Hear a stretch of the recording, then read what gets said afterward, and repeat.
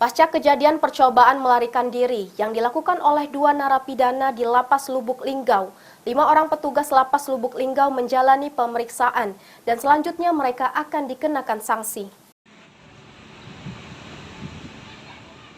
Buntut dari kasus kaburnya narapidana di Lapas 2 Narapidana Lembaga Permasyarakatan Lubuk Linggau, kini 5 pegawai Lapas Lubuk Linggau diperiksa oleh pihak Kanwil Sumatera Selatan.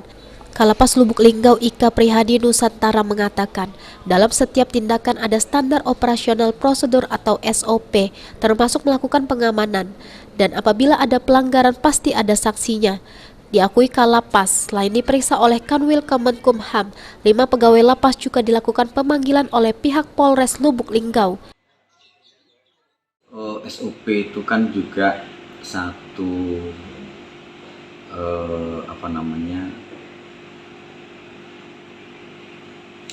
satu langkah untuk kita bekerja, sehingga setiap pekerjaan harus melalui SOP.